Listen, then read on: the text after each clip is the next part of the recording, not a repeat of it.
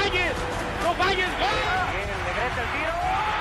Aquí viene Luis, matador. Para Borghetti que cabecea así. ¡Gol! Chícharo, Chícharo, Chícharo, Chícharo, Chícharo. ¡Lo amo, Lozano, los amo, los amo! Hace tiempo iniciamos una serie en este canal, que recopilaba todas y cada una de las participaciones mundialistas de México. Sin embargo, otros compromisos nos hicieron pausarla. Hoy la retomamos con un capítulo que en lo personal estuve esperando, pues significa repasar el camino de la selección mexicana rumbo a Francia 98, el primer mundial del que tengo un muy pequeño recuerdo y que para muchas personas significa una gran nostalgia por la participación del tricolor, misma que sin dudarlo es una de las mejores en la historia de nuestra selección mexicana. A continuación, todo el camino de México que inició con la eliminación ante Bulgaria en Nueva York y culminaría 4 años después en Montpellier. Antes de comenzar te invitamos a seguirnos en todas nuestras redes sociales. En X y en TikTok estamos como @baulfootmex y en Instagram como baul_futbolmex. La dolorosa eliminación frente a Bulgaria en los octavos de final de Estados Unidos 1994 fue un duro golpe para la selección y por supuesto la afición mexicana. Sin embargo, el proceso que parecía tener un buen camino con Miguel Mejía Barón continuaría ahora con miras al nuevo proceso que habría de concluir en 1998, cuando Francia fuera la sede del último mundial del siglo XX. El país galo fue elegido por encima de Marruecos, el eterno perdedor de las sedes mundialistas, y luego de que Alemania, Suiza e Inglaterra retiraran sus candidaturas. Michel Platini, el mejor jugador de la historia francesa hasta entonces, y Fernand Sastre, eran los líderes del comité organizador que presentó 10 sedes a lo largo y ancho del territorio de la antigua Galia, incluida la remodelación del Stade de France de Saint-Denis, sede de la final del torneo. Años más tarde se destapó que Marruecos intentó ganar la sede con base en billetazos, aunque ni así pudo albergar la justa.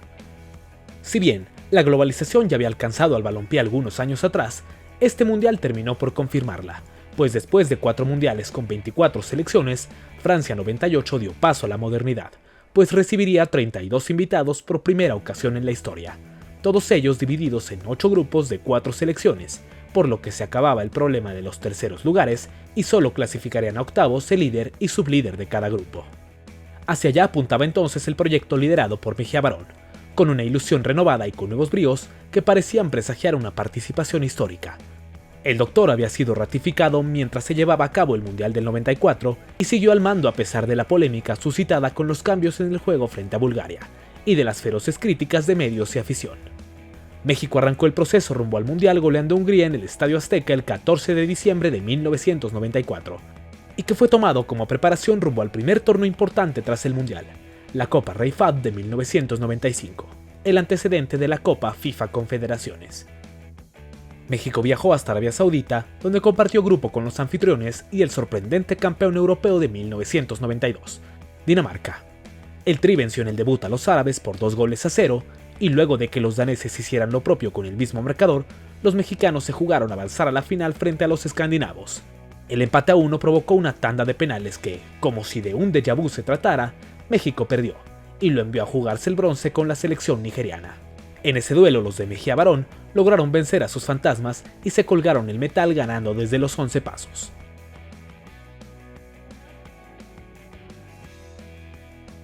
Terminado aquel compromiso, los mexicanos disputaron algunos encuentros de preparación en Estados Unidos como ya era una costumbre, venciendo a Uruguay en San Diego y cayendo con Chile en Los Ángeles, antes de enfrentar otros 2 torneos de distintas exigencias, pero igual de importantes para la preparación. Aunque en ese momento nadie lo imaginaba, el triunfo ante los charrúas sería muy importante en el futuro, pues significó el debut de 2 históricos mexicanos, Luis Hernández y Cuauhtémoc Blanco, quienes serían muy importantes 3 años después en la justa mundialista. Cabe mencionar que antes de los compromisos de la mayor, se disputaron los Juegos Panamericanos en Mar del Plata, y donde la delegación mexicana contaría con jugadores que se convertirían en pieza clave del proceso rumbo al Mundial. Cuauhtémoc, Braulio Luna, El Cabrito Arellano, El Conejo Pérez, Luis Hernández, Germán Villa, Raúl Rodrigo Lara, Pavel Pardo y Osvaldo Sánchez, todos ellos serían seleccionados unos años después en Francia. Concluidos los Juegos, el tricolor se colgó la medalla de plata, como no, tras caer en penales con Argentina. La Copa USA y la Copa América se veían ya en el horizonte, pues el tricolor de Mejía Barón asistiría con los mismos elementos a ambos torneos. El certamen amistoso terminó siendo un desastre, pues luego de caer goleados con Estados Unidos, empatar a 0 con Colombia y vencer a Nigeria 2-1, el Tri se quedó en la tercera posición y consumó el fracaso que ponía en duda la continuidad del Doctor. Los mexicanos viajaron entonces a Uruguay, donde enfrentarían su segunda participación en el torneo de selecciones más antiguo del mundo. Tecate está contigo, nuestra selección con México, en la Copa América, pura emoción. México compartió grupo con Paraguay, Venezuela y los anfitriones. El debut se dio ante la escuadra guaraní, y aunque el tricolor comenzó ganando, un por entonces desconocido José Saturnino Cardoso igualó en la segunda mitad y asistió para que los albirrojos le dieran la vuelta. El segundo compromiso vio una mejor exhibición mexicana, pues con 2 tantos de penal de Luis García y un tercero de Misael Espinosa, los mexicanos vencieron a la Vinotinto por 3-1 tras el autogol de Jorge Campos. En aquel entonces los mejores terceros lugares tenían la posibilidad de clasificar a la siguiente ronda, y tras el empate con el anfitrión, fue precisamente esta vía la que le dio el pase a los nuestros a una ronda donde se toparían con la selección del vecino del norte, la misma que unas semanas atrás los había goleado. Estados Unidos hacía su debut en la justa y lo hizo por todo lo alto, liderando el grupo C por encima de Argentina. Ninguno de los dos rivales norteamericanos se hizo daño en los 90 minutos, mandando todo una vez más al fatídico punto de penal, donde sí, adivinaron, México perdió y consumó un nuevo fracaso, pero esta vez doblemente doloroso al suceder frente a los acérrimos rivales. Tras la decepción, una vez más las voraces críticas cayeron sobre los mexicanos, y era un secreto a voces que Mejía Barón no seguiría al frente del equipo, a pesar de que él aseguraba que se mantendría por lo menos hasta el inicio de las eliminatorias. Juan José Leaño y José Antonio García, directivos de aquella época, fueron los principales impulsores de la salida del Doctor, pues tras unas declaraciones en que el auxiliar de Bora en el 86 aseguraba tener abiertas las puertas de la selección a cualquier jugador sin importar su orientación sexual, ambos directivos pusieron el grito en el cielo, demostrando una clara homofobia que al final terminó cortando la cabeza de Miguel Mejía Barón. El sucesor del mundialista en 1994 fue precisamente Bora Milutinovic, quien según palabras de Enrique Borja, director del Comité de Selecciones Nacionales, era el indicado para seguir con el proyecto. El redebut del serbio fue en un amistoso en el que vencieron a Arabia en Los Ángeles, pero luego no volvió a ganar en lo que restó del año, comiéndose una tremenda goleada de Yugoslavia, empatando ante Colombia en Los Ángeles y perdiendo también ante Eslovenia en el último duelo del año. La selección tricolor comenzaría en 1996 con el compromiso de la Copa Oro, a disputarse en enero, y donde el equipo mexicano estrenaría la primera versión del uniforme más entrañable que jamás haya vestido nuestro equipo nacional, con la piedra del sol siendo el principal detalle sublimado sobre una camiseta verde bandera. La marca patrocinadora era Avasport, que sin saberlo creó una de las piezas más sagradas para los aficionados mexicanos, tal y como el monolito lo fuera para nuestros antepasados hace más de 500 años. El Tri compitió en el Grupo A del torneo regional, donde superó sin contratiempos a San Vicente y Guatemala. En aquel entonces solo había 9 participantes en la competencia, por lo que a semifinales se clasificaban los líderes de cada uno de los 3 grupos y el mejor segundo lugar. Eso provocó que el Tri volviera a enfrentar a los Chapines en dicha instancia, venciéndolos por 1-0 y clasificando de nuevo a una final. El rival fue la selección sub-23 de Brasil, invitado por primera vez al torneo de CONCACAF. En el Memorial Coliseum de Los Ángeles, el Tri fue muy superior a la escuadra verde-amarela que contaba con figuras de la talla de Dida y C. Roberto, y con goles de Luis García y Cuauhtémoc Blanco, el tricolor se volvió a coronar como rey del área. Los mexicanos enfrentaron 2 duelos, ante Chile y Eslovaquia, antes de enfrentar la llamada Copa Kirin en Japón, y que serviría como la penúltima prueba antes de iniciar la eliminatoria mundialista. México empató con Yugoslavia y perdió con el local para quedarse con el subcampeonato del evento. Tras ello, enfrentó una nueva edición de la Copa USA, donde ya no sucedería lo mismo que el año pasado, pues venciendo a Bolivia y empatando con Irlanda y los anfitriones norteamericanos, se quedó con el título. Los meses siguientes trajeron diversos compromisos, como por ejemplo los Juegos Olímpicos de Atlanta, donde varios elementos que 2 años después estarían en Francia entregaron una soberbia actuación en la fase de grupos, venciendo a Italia e igualando con Corea del Sur y Ghana. Lamentablemente, el cruce no fue benéfico, y Nigeria, que a la postre se convertiría en el campeón olímpico, terminó echando a la sub-23. La última prueba antes de comenzar la eliminatoria los hizo viajar precisamente a la Tierra Prometida, donde se midieron al equipo anfitrión de la próxima justa mundialista. Un 2-0 ante los europeos fue el último resultado que los mexicanos tuvieron antes de enfrentar la eliminatoria concacafquiana, misma que cambió de formato para esta edición. El Tri entraría hasta la tercera ronda clasificatoria, donde 12 selecciones se repartirían en 3 grupos de 4 cada una, y en el que finalmente los 2 líderes se meterían a la ronda final, conocida a partir de entonces como hexagonal, y que repartiría 3 cupos a la Copa del Mundo de Francia. Luego de las preliminares, México cayó en el grupo C, donde competiría con Honduras, Jamaica y San Vicente en busca del pase a la ronda final. El tricolor arrancó muy bien venciendo a San Vicente como visitante 3-0, pero luego tuvo que viajar a la difícil San Pedro Sula para medirse a la escuadra catracha, misma que obtuvo el primer triunfo de su historia sobre México, asestándole un duro golpe a la escuadra mexicana. Un mes después de la derrota en Honduras, México volvió a la eliminatoria para vencer a Jamaica y luego de caer en un amistoso frente a Ecuador, San Vicente y Honduras se comieron sendos marcadores que ponían al tricolor ya en la siguiente ronda, a pesar de la derrota con Jamaica en el último partido de la etapa de grupos, y que terminó mandando al tricolor a la segunda posición. Un amistoso ante El Salvador cerró el año 1996, donde ya con el boleto al hexagonal las cosas parecían tranquilas, pero sin que el funcionamiento del equipo de Bora convenciera. El año premundialista traería muchos compromisos importantes para la escuadra nacional. El primero de ellos, la Copa USA, donde los de Bora refrendaron el título. Un par de amistosos ante Ecuador, en donde debutaron Rafa Márquez y Jared Borghetti, y frente a Guatemala, fueron el preámbulo para el debut en el hexagonal. El inicio fue arrollador, goleando 4-0 a Canadá en el Azteca, para después igualar a 0 en la difícil San José, Costa Rica. Tras este duelo, México viajó a Londres, donde se mediría a Inglaterra en la cancha sagrada de Wembley. El compromiso terminó 2-0, y aunque estábamos hablando de un rival de alta categoría, el cuadro mexicano lució temeroso y mostrando un fútbol defensivo que terminaba levantando dudas de si el serbio podría hacerlos jugar mejor. Un par de semanas más tarde, las dudas parecieron irse con la gran goleada de México sobre Jamaica en la cancha del Azteca. Benjamín Galindo, un triplete de Hermosillo, uno más de Joaquín del Olmo y el postrero tanto de Luis Hernández sentenciaron el 6-0 final que se presentaba como un buen presagio para el siguiente duelo. El tricolor tendría que viajar a Foxborough para enfrentar al conjunto de los Estados Unidos, en donde comenzaron ganando gracias a un fortuito tanto de Carlos Hermosillo. Eddie Pope empató para los de las barras y las estrellas, pero en la segunda mitad, el matador volvió a poner a los mexicanos en ventaja. La victoria parecía encaminada, pero un desafortunado tanto de Nicolás Ramírez en propia puerta dejó todo en paridad.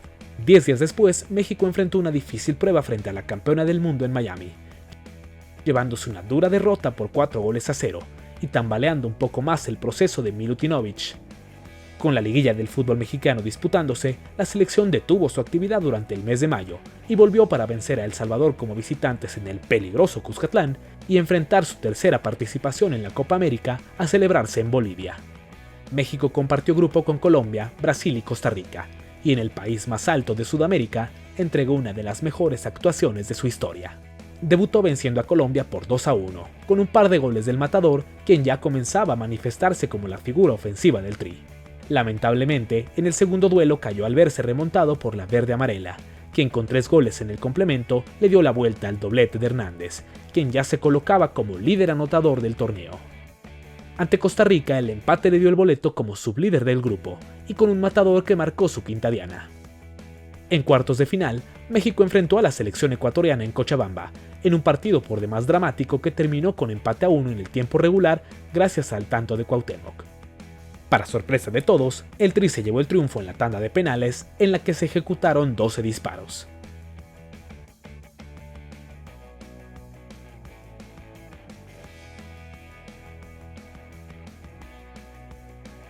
México llegaba como favorito al duelo semifinal ante la escuadra local, aunque lamentablemente el gol de Nicolás Ramírez no fue suficiente para eliminar al anfitrión, y la altura terminó por pesarle a un tricolor que se fue eliminado en la antesala de la final. No obstante, el duelo por el tercer lugar fue victorioso para México, derrotando a Perú con un nuevo gol del matador, quien se llevó la bota de oro como máximo goleador del certamen, teniendo así un fantástico desempeño que volvía a elevar las esperanzas con rumbo al Mundial del 98. 3 meses después de la finalización del certamen continental, México regresaba a la eliminatoria con la encomienda de sellar su boleto a la Copa del Mundo. La goleada a El Salvador en la cancha del Azteca prácticamente lo aseguró, pues en 4 partidos restantes solo necesitaba conseguir un puntito para asegurar su lugar en Francia. El mismo llegó 7 días después en el mismo país donde se consiguió el boleto al Mundial del 94, Canadá, donde un empate a 2 anotaciones firmaba el segundo mundial consecutivo para el tricolor y le aseguró volver a jugar una copa en Europa luego de 32 largos años. El Tri de Bora cerró la eliminatoria con 3 empates, 0-0 frente a Estados Unidos y 3-3 frente a Costa Rica en casa, mientras que el par de donas en su visita a Jamaica confirmaba el primer lugar y el cierre inmaculado de la eliminatoria para el tricolor que culminaba invicto la fase hexagonal. Sin embargo, la relación entre seleccionador y aficionados estaba rota, pues en esa igualada frente a los norteamericanos, el sonoro abucheo que cayó desde la grada del Azteca encendió las alarmas en los dirigentes, quienes pensaban que México se había estancado tras el aumento de nivel con los 2 entrenadores anteriores, y por ello, el 25 de noviembre de 1997, Bora Milutinovic dejó el cargo de seleccionador por decisión del presidente de la Femex Foot, Juan José Leaño. Nombres como Ricardo Ferretti o César Luis Menotti sonaron para tomar las riendas de la selección, pero finalmente el elegido fue Manuel Lapuente, el 4 veces campeón del fútbol mexicano, quien había tenido una primera etapa muy complicada, pero que llegaba con la tarea de devolverle a la selección una cara ofensiva que sirviera para que la afición se reconciliara con el cuadro verde. La primera prueba llegó rapidísimo, pues en diciembre se disputaba la Copa Rey Fahd, que por última ocasión sería denominada de esa manera, y en donde México se mediría a Brasil, Australia y Arabia. Aunque antes habría que conocer a los rivales en la justa mundialista. México estaría en el bombo 2 del sorteo realizado en Marsella, y que tuvo como previa un partido amistoso entre estrellas europeas y del resto del mundo, por lo que por primera ocasión el evento se realizaría en un estadio, el Velodrome. La mala costumbre de salir muy mal parados en el sorteo se mantuvo, y México cayó a jugar con los Países Bajos, Bélgica y Corea del Sur, un panorama bastante desalentador. El mismo se nubló todavía más unos días después, cuando el tricolor de Lapuente cayó en su debut en la Copa Rey Fahd frente a Australia, y aunque luego destrozó a los árabes 5-0, tocó volver a casa tras caer 3-2 con Brasil. Contra el equipo de Corea. Imagínate los coreanos del otro lado del mundo.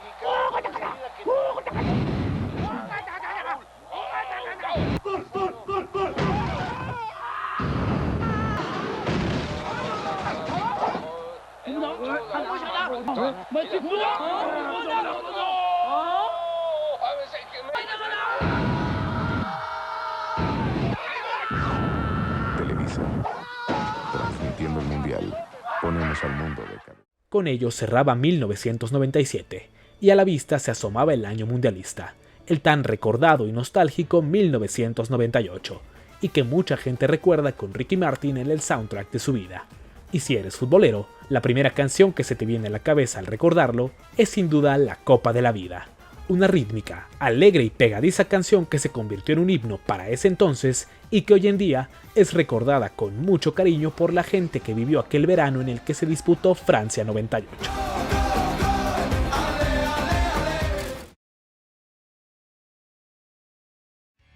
El año del torneo mundialista iniciaba con una nueva competición oficial, la Copa Oro, que una vez más se presentaba como una auténtica prueba para el equipo mexicano que ya tenía de por sí muchísima presión. Pero el cuadro azteca superó la prueba con creces, venciendo a Trinidad y Tobago con una goleada de 4-2 y a Honduras por 2-0, clasificando hacia semifinales en donde se topó a una selección caribeña de Jamaica que unos meses más tarde se estrenaría como mundialista. La prueba fue bastante complicada y se superó apenas con un gol de Luis Hernández al minuto 105 que le daba el pase a los mexicanos gracias al gol de oro. El Tri se midió en la final a Estados Unidos en un partido bastante parejo y que se definió al minuto 43 gracias al delantero de larga cabellera que unos meses más tarde destacaría en la tierra de los perfumes, dándole hacia México el tricampeonato del área y su 6º título de CONCACAF en la historia. Tras el campeonato inició la larga preparación rumbo a la Copa del Mundo, iniciando precisamente frente a un rival que nos tocaría en la fase de grupos, los Países Bajos. 9 días después del título de zona, México caía 3-2 ante la Naranja Mecánica, que en 20 minutos se puso en ventaja 3-0, pero el marcador terminó apretándose gracias a los goles de Palencia y García Aspe.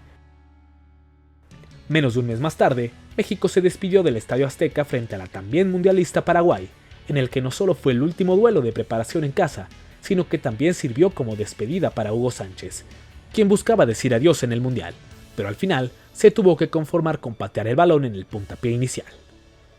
El empate a 1 resultó una insípida despedida, y tras ello se dispusieron a enfrentar la recta final. La selección enfrentó a Boca Juniors en la Bombonera, comiéndose un 3-1 que detenía el entusiasmo que el título de CONCACAF había dado. No obstante, aquella derrota no dolió tanto como la sufrida unos días después, cuando la Universidad Católica de Chile le puso un auténtico repasón al tricolor, venciéndolo 5-1 y haciéndolo preguntarse si era buena idea llegar al Mundial en este nivel. Una semana después, México venció a Perú en Los Ángeles para ahora sí tomar esa gira europea que terminaría en tierras francesas con la disputa de la Copa del Mundo. El Tri abrió la gira frente al Club Bologna de Italia, volviendo a caer, esta vez por 1-0, y unos días después se enfrentó y goleó a Estonia, un muy débil rival, pero que quizás serviría para levantar en lo anímico. Un triunfo ante el Venezia de la Serie B italiana y un empate a 0 frente al Steaua de Bucarest fueron los penúltimos duelos ante clubes, justo antes de que Noruega le metiera un contundente 5-2 a los mexicanos que a nadie ya ilusionaban. Se empató a 0 con Irlanda. El Wolfsburgo le metió otra goleada en misericordia de 4-1. Se venció 2-1 a Japón y se empató a 0 con Arabia para así cerrar la preparación que terminó en pesadilla y hacía pensar a toda la afición que el Mundial de Francia sería más de lo mismo, y donde se vislumbraba una participación triste, emulando aquellas románticas épocas donde los mexicanos eran solo invitados. Justo antes del último duelo, Manuel Lapuente daba a conocer la lista definitiva de futbolistas que participarían en la 16ª Copa del Mundo, siendo estos 22 futbolistas los elegidos para representar a la escuadra mexicana en tierras europeas. Jugadores como Adolfo Ríos, Sague o Carlos Hermosillo, quien fue el máximo goleador de la selección en las eliminatorias, se quedaron afuera en el último corte. El 10 de junio se dio la apertura de la justa con una ceremonia de inauguración que en esta época no sería tan bien vista, con Futix como la mascota oficial y el tricolor rodando en el Stade de France de Saint-Denis. La nación francesa le daba así la bienvenida al mundo. Manolo, ¿nos podrías dar una idea del México que va a salir a la cancha en Lyon para jugar contra Corea? Yo creo que va a agradar. Además de que vamos a salir a ganar, con una muy sólida defensiva. No puedo decir la forma en que vamos a llegar y cómo hacerlo, pero vamos a llegar con una defensa muy sólida y vamos a llegar con mucha inteligencia y dinámica ofensivamente. Tenemos recuperación de pelota, así como flexibilidad dentro del equipo. Tenemos para hacer varios tipos de juego, el que más se adapte a las condiciones de Corea. 3 días después, y como sucede cada 4 años, toda la incertidumbre previa y las malas sensaciones que había entregado el cuadro de Lapuente parecieron disiparse mientras se acercaba la hora del debut. Santiguarlo, pedir y con la gran confianza de que Ricardo ya le metió 4 goles a Corea. Que nos conceden mucho también, ¿no? 4 está bien, vamos a ganar. Tratar de estar tranquilos y jugar bien el partido contra Corea. Creo que va a ser difícil, pero estamos bastante seguros que vamos a conseguir una victoria. La mañana del sábado 13 de junio de 1998 llegaba el momento en que México disputara por primera vez un partido mundialista en Francia. El rival, la República de Corea, mejor conocida como Corea del Sur. El tricolor saltó a la cancha del Stade de Gerland de Lyon con un precioso uniforme verde, blanco y rojo. Con esa camiseta que hayamos o no vivido ese mundial, consideramos la más bonita que ha vestido nuestra selección. Contrario a lo que se esperaba, la escuadra mexicana mostraba una cara muy diferente a la presentada en los partidos de preparación, amenazando con García Aspe, El Matador y Cuauhtémoc. Sin embargo, los coreanos comenzaron a asentarse sobre la grama del estadio del Olympique de Lyon, y al minuto 26, una falta de García Aspe provocó un tiro libre unos metros afuera del área. Ha Seok-yu fue el encargado de cobrarla, y la mala suerte mexicana hizo su aparición de nuevo, pues de los 4 miembros de la barrera, solo Davino brincó, desviando la trayectoria del balón que Campos hubiera detenido fácilmente, cosa que al final no sucedió, y se terminó yendo al fondo para terrible desgracia de la escuadra nacional. Los malos presagios que auguraban una terrible participación mexicana parecieron llegar, pero el carácter de la selección mexicana de 1998 salió a relucir en el momento indicado. 3 minutos después del gol coreano, el propio anotador perdió la cabeza al realizar una durísima entrada por detrás sobre Ramón Ramírez, y siendo inmediatamente expulsado por el silbante Günter Benko, permitiendo que los verdes jugaran más de una hora con un hombre de más. México sintió entonces que podía recuperar las sensaciones y amenazó en algunas ocasiones el marco coreano, aunque también ellos mostraban sus armas que hacían volar a Jorge Campos. Los 15 minutos de descanso sirvieron para que Manolo Lapuente agitara su banca y demostrara por qué estaba sentado en ese banquillo, dándole salida a Jaime Ordiales y Braulio Luna y mandando al campo a Jesús el Cabrito Arellano y Ricardo Peláez, dos hombres que se convertirían en pieza clave. Al minuto 49 Ramírez entró y el balón pegó en la mano de un defensor coreano, y aunque el austriaco no lo señaló, el tiro de esquina fue evidente.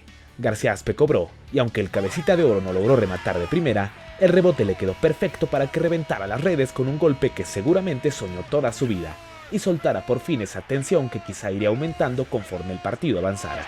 ¡Gol de México! ¡Gol! ¡Peláez! ¡Peláez! ¡Peláez! ¡El gol!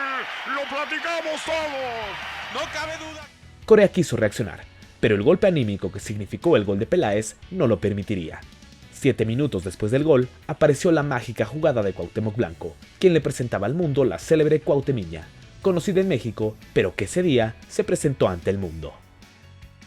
El reloj avanzaba y México no encontraba la manera de abrir el ostión asiático, y aunque el Cuau volvió a mostrarnos su jugada patentada, el tricolor no conseguía ese gol que le diera tranquilidad, hasta que Marcelino Bernal prolongó hacia Ramón Ramírez. El Nayaritas entró para que Matador y Peláez cerraran a segundo poste.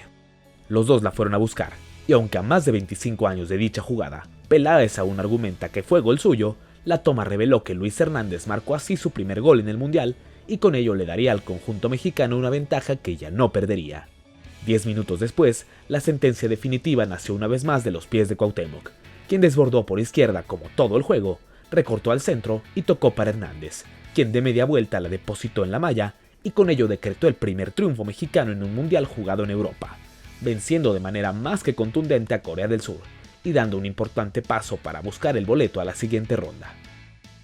Pégate a la selección mexicana con los superparches Lala. Recorta 3 cupones y cámbialos gratis por un superparche. Pega las estampas en donde quieras. Son 2 en 1. Una estampa y un parche para que lo planches en donde más te guste. Busca tu centro de canje. Son 30 superparches Lala. ¡Colecciónalos! Recorren todo este túnel de acceso que les lleva al campo. Repetimos, por aquí salen únicamente los 11 jugadores de cada equipo que intervendrán en el partido de esta tarde. Aquí arriba está la cancha por donde ambos cuadros saltarán en unos minutos a disputar este partido en la Copa del Mundo. Muchas gracias. Estamos a las afueras del estadio del Escudo, cuando faltan algunos minutos para comenzar el partido entre la selección de México y la selección de Bélgica. Una semana después y con grandes ánimos, la selección mexicana enfrentaría su segundo compromiso en el Mundial francés, frente a una vieja conocida de los mundiales, la selección de Bélgica, rival en los 2 mundiales realizados en casa y a la que se había derrotado en ambas oportunidades. Braulio Luna y Raúl Rodrigo Lara fueron al banco, mientras que Joel Sánchez y Paco Palencia saltaron en el 11 titular, dejando entrever que el hombre de la boina saldría un poco más precavido ante los europeos. Ante un calorón tremendo en Burdeos, México y Bélgica arrancaron su segundo compromiso de la Copa Mundial, y aunque al principio todo parecía estar muy ríspido, el tiburón Sánchez fue el primero en avisar al arco rival con un buen cabezazo que se fue al larguero y ahogó el grito de gol mexicano. Wilmots quiso amenazar al Brody, pero el arquero mexicano respondió bien, al momento que Ordiales estrellaba el segundo balón del partido en el travesaño.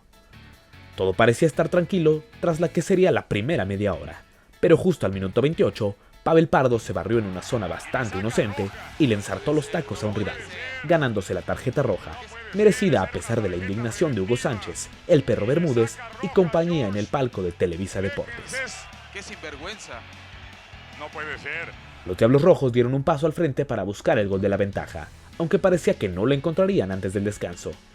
No obstante, una muy fortuita jugada de tiro de esquina que fue apenas desviada por Claudio Suárez, pegó en el abdomen de Mark Wilmots, quien se encontró de casualidad con el balón, aunque cierto es que nadie impidió que llegara a esa posición y lo mandara al fondo por entre las piernas de Campos. El 1-0 y la expulsión fueron un balde de agua fría para el combinado mexicano, que tendría que remar otra vez contracorriente al regresar del descanso.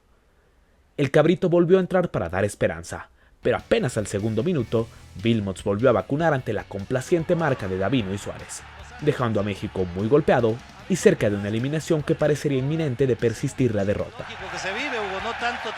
Sin embargo, este equipo mexicano mostraba algo distinto, pues a pesar de verse 2 goles abajo y con un hombre menos, se fajaron para encarar al potente cuadro europeo, y fue así que Cuauhtémoc le filtró un muy bello pase a Ramón, quien pudo haber disparado de no ser porque Gerd Verheyen lo derribó, provocando el penal y su inmediata expulsión, lo que dejaba todo en igualdad en cuanto a elementos. Ahora la responsabilidad de acercarse en el marcador estaba en los pies del capitán García Aspe, aquel que 4 años antes voló su disparo en la tanda definitiva frente a Bulgaria, pero que en esta ocasión demostraría el por qué era digno de portar la cinta, venciendo al arquero y dando una esperanza que parecía perdida. Era el minuto 55, y más tardó México en descontar tras el segundo tanto belga que en volver a agitar las redes.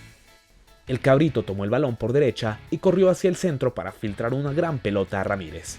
El Nayarita se entró en 2 tiempos hacia la posición de Cuauhtémoc. El Temo se lanzó como el que más, y con la parte externa del pie izquierdo mandó a guardar el que sería el empate, desatando la algarabía mexicana y una de las escenas más icónicas de nuestra historia mundialista. ¡Qué remate de Cuauhtémoc! ¡Sí se puede, Hugo! Esto es lo que necesitábamos, este empate, justo en el momento preciso que psicológicamente estábamos mejor y Bélgica se está viniendo abajo. Tras aquel tanto hubo opciones, algunas más claras que otras, pero es cierto que el intenso calor francés ya no permitió ver un gran espectáculo, y tras el silbatazo del escocés Hugh Dallas, México escribió una de las páginas más emotivas para el fútbol mexicano en mundiales, pues con un gran coraje y valentía se impusieron a la adversidad y se quedaron con 4 puntos, muy cerca del boleto a la siguiente ronda, pero conscientes de que el último rival era el más complicado. La última prueba sería la temible naranja mecánica de los Países Bajos, que contaba entre sus filas con monstruos de la categoría de Edwin van der Sar, Jaap Stam, Edgar Davids, Philippe Cocu, los hermanos Frank y Ronald de Boer, Mark Overmars y Dennis Bergkamp, por solo mencionar algunos. El 25 de junio de 1998, y al mismo tiempo que Bélgica se medía a Corea del Sur, los nuestros buscarían un resultado que les permitiera mantenerse con vida en el Mundial. Solo un triunfo de Bélgica y una derrota mexicana nos dejaría fuera. Por ello, La Puente mandó a la cancha lo que consideró su mejor cuadro disponible. Salvador Carmona entró en favor del suspendido Pardo. Braulio Luna regresó al 11 en lugar de Palencia y Germán Villa ocupó el lugar de Ordiales. No obstante, el equipo mexicano lucía muy distinto al de los cotejos anteriores, y el golpe llegó bastante rápido, cuando Bergkamp filtró para Cocu y este definió de zurda ante la salida de Campos, venciéndolo y decretando el 1-0. Pero lo peor no fue solo ese gol, sino que 2 minutos después cayó el primero de Bélgica en el otro partido, lo que dejaba eliminado al cuadro azteca, que quedaba mucho más desconcertado con el disparo de Ronald de Boer, quien de manera dramática puso el 2-0. Otra vez llegaban las dudas, las equivocaciones, pero era evidente que el cuadro mexicano no decaería tan fácil. La naranja comenzó a retroceder, consciente de que les sería difícil perder la ventaja, más cuando se fueron al descanso ganando por 2. El cabrito ingresó una vez más a la cancha para los segundos 45 minutos, al tiempo que Cocu casi sentenciaba. Sin embargo, la entrada de Peláez terminaría por ser la última pieza para la resurrección total del cuadro tricolor. A partir del minuto 60, México comenzó a dominar las acciones y a encontrar algunas conexiones que permitían soñar con una remontada, que si bien lucía complicada, no parecía tan lejana tomando en cuenta lo sucedido ante Bélgica. Además, las buenas noticias también llegaron de París, donde Corea le empataba el duelo a Bélgica y con ello le daba el boleto a México. Aunque en los planes tricolores, claro que no estaba clasificarse de esa manera. Llegado el minuto 75, Germán Villa puso el balón a la cabecita dorada de Peláez, quien con su gran especialidad la mandó a guardar, haciendo soñar con otro regreso. Los 15 minutos restantes pasaron con situaciones más claras para los neerlandeses, pero justo cuando el reloj llegaba al minuto 94, Claudio Suárez mandó un pelotazo a la otra mitad de la cancha. Peláez la peinó y el matador no dejó de luchar con Stam, quien abanicó y no pudo despejar, permitiendo que el hombre de la cabellera dorada punteara ante la salida de Van der Sar y permitiera que México lograra el agónico empate.